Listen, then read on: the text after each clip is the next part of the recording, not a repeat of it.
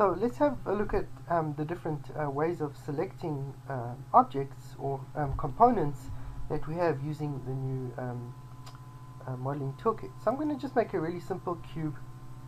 What we want to do is you want to look at there are basically three different ways of, or actually 4 different ways if you think of multi-components. So first of all, we have a vertex selection mode. So we'll turn on the modeling toolkit, we'll click on vertex selection, and then we're able to click on a vertex, and then if I, just to make it clearer here, if I turn on the move button, we should be able to move that vertex around. If you hold down shift, you can select a number of those components of those vertices, and you're able to move those objects around. So that's your vertex selection. The second option here is edge selection. So we can click on edges, we can move them around, we can scale the edges depending on what you wanted to do with that particular object. And then you also have face mode, so you can click on a face, click on the move here. The pivot point is in a kind of a strange position here. I'll show you in a moment how to change that. You can move that face around, you could scale the face. And then the last selection method is this multi-component. So if you turn on multi-component, it's pretty cool because now I can grab a face, and if I want a face in conjunction with an edge, I can hold down shift, and now I have a face as well as an edge selected, so you can get some kind of strange things happening.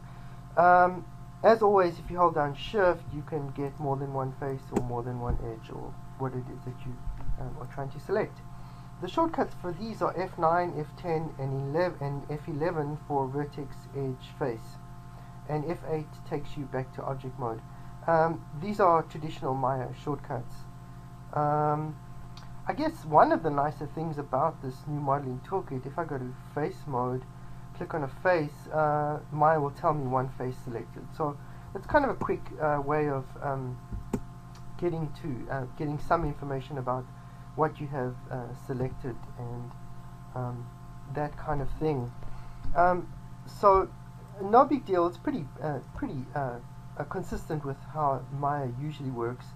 There are a couple nice shortcuts. For example, if I click on these faces, I can quickly convert them to, for example, edges or vertices by holding down Control on the keyboard and then clicking on this vertex button here, and now you'll see that instead of the face, I have the 4 vertices that bounded that face, that surrounded that face selected.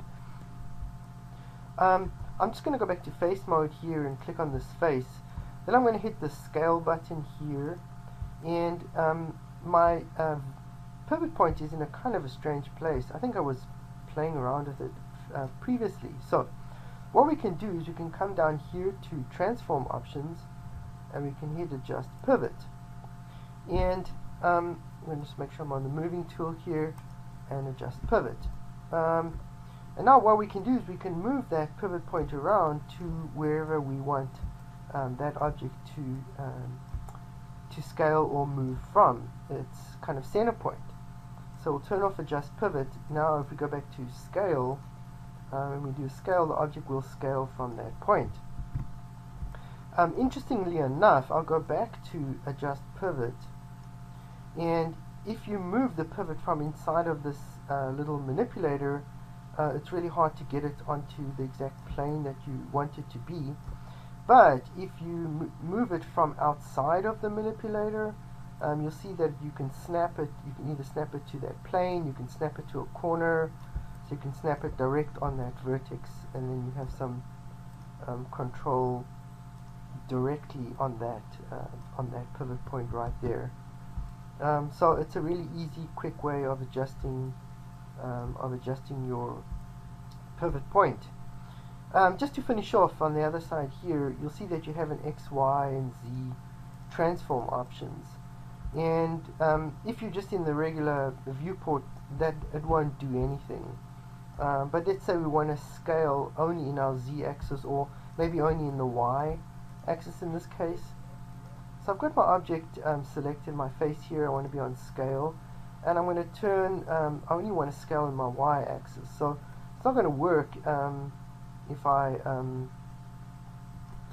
just click and drag, but if you middle mouse button, then it's going to work really nicely, and will only scale in that axis that you have. More than one axis. It'll only scale on that axis that you have selected in there. So I can only scale in this case on my y-axis, and the way to do that is to turn on your axis, use your middle mouse button, drag to scale in that axis.